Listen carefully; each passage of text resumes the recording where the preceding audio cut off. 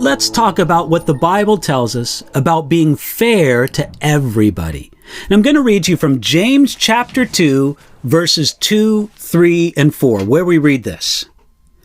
For if there should come into your assembly a man with gold rings in fine apparel, and there should also come in a poor man in filthy clothes, and you pay attention to the one wearing fine clothes and say to him, you sit here in a good place, and say to the poor man, you stand there, or sit here at my footstool.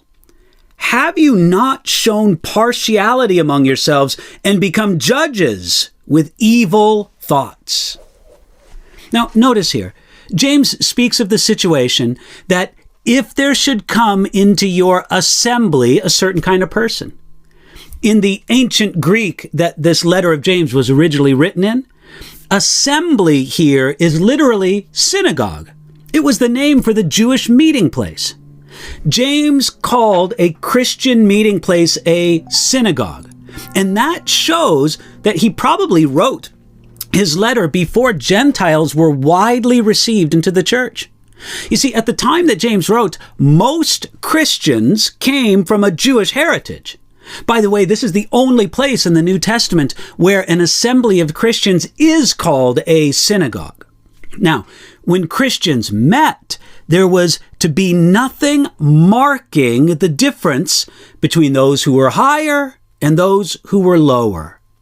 That's why James described the situation of a man with gold rings. You see, this showed that the man was rich. According to some people in the Roman world, the rich marked their wealth by wearing many rings, especially on their left hand. There were even shops in ancient Rome where you could rent rings for special occasions, just to give people the impression that you were richer than you actually were. So imagine a Christian meeting with a rich man showing off his wealth with gold rings. Then there should also come in a poor man. Now, when James wrote those words, a poor man, he used a word that meant very poor. When the rich man entered, everyone took care of him and made a fuss over him. But when the poor man entered the assembly, no one cared, or even worse, they mistreated him. So that's why James asks the question, in that situation, have you not shown partiality among yourselves and become judges with evil thoughts? You see, to favor the rich man over the poor man shows a deep carnality, a lack of true spirituality among Christians.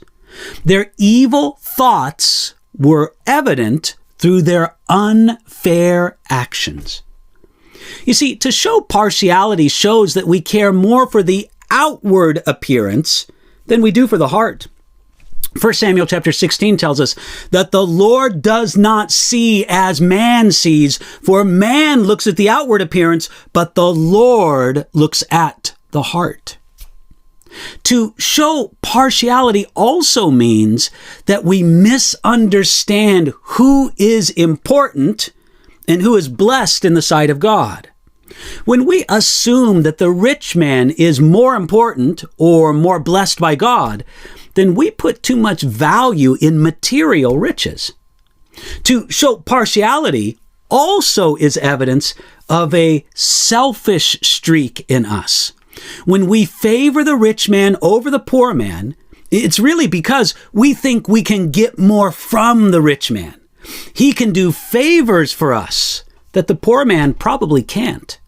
Now, this is why in our daily life, and especially in our church meetings together, we should do all we can to be fair to everyone, not favoring one person or one group over another person or another group. So today, do your best to see things from God's point of view, not just from what comes naturally. By nature, we'll make these divisions and not treat people fairly. But with God's heart and God's view, we will treat people fairly. Think about that today and do it in the name of Jesus.